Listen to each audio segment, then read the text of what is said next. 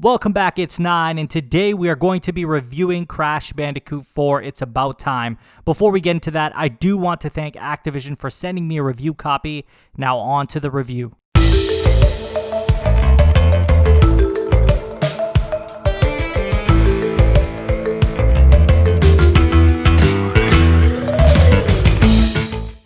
As someone who thoroughly enjoyed the Crash Bandicoot series back on the original PlayStation, I came into Crash Bandicoot 4 with high expectations of experiencing something that not only stays true to the originals, but also offers something new in the modern day where platformers have evolved with games like Cuphead and of course Mario. So how does Crash 4 perform in 2020 when not only comparing to its first three titles, but also to other games in its genre?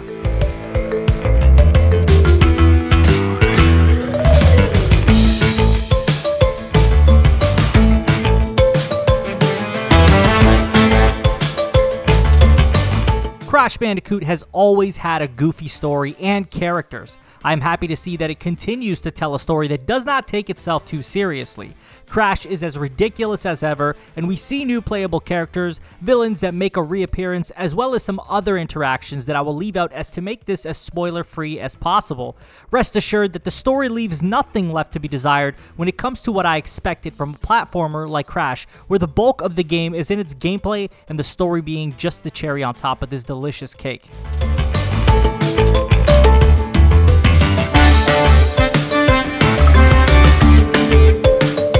Crash Bandicoot has a formula that was tried and true. While I think a game with that same formula would have been well received, I think what truly made this game amazing was taking that formula and shaking it up. The traversal is better than ever with additions of more playable characters which all played differently, took this game to an entirely new tier. The biggest addition that I think truly revolutionized Crash 4 was the new quantum masks. With their powers, these masks give the player the ability to phase things in and out, harness dark matter, slowing down time, and controlling gravity. The pacing at which these new mechanics are introduced are nearly perfect, and the combination of masks to get past segments of the level add for an interesting and challenging experience. The game's difficulty is also no joke. Even with the recommended mode giving players checkpoints and infinite lives, it creates a very difficult experience, but still rewarding once overcoming each challenge. Aside from the very few moments of mechanical issues causing Crash to die in unfair ways, the gameplay is near perfect for a platformer.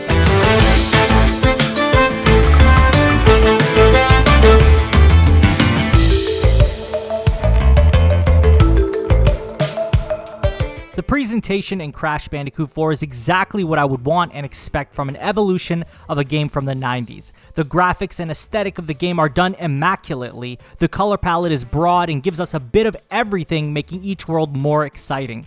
Each world showcases a different level design, making each world feel different from the next. Although there are some instances where we do see repetition in the level design, it is masked quite well, making it not feel blatantly obvious. The soundtrack was another note hit perfectly with Crash 4. The music was reminiscent of previous games, but also standing out with new tracks that made you feel like this wasn't made by a completely different studio.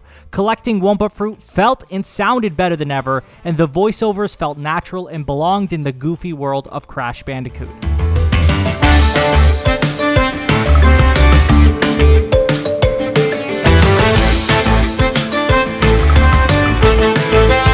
Most people ask the question, so is it worth it? Does this game offer enough content for my money?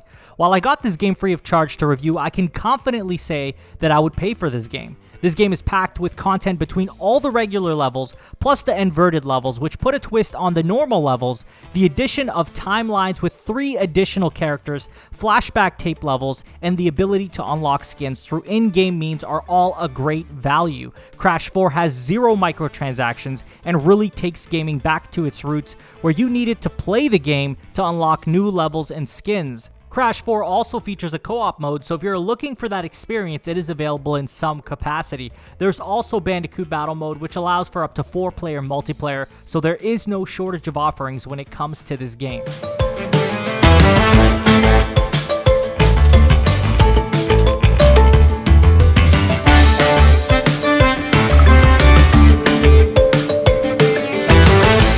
Crash Bandicoot 4, It's About Time, is a worthy successor to Naughty Dog's Crash Bandicoot 3. I would say it has even surpassed the originals in some ways. With that said, I score Crash Bandicoot 4 a 9 out of 10. This game, while infuriating, was still a lot of fun and making overcoming each level extremely satisfying even after the whopping 134 deaths in the level before the final boss. Toys for Bob outdid themselves, and I can't wait to see what else they have in store for us. As always, thank you all for watching, and I will talk to you on the next one. Take care.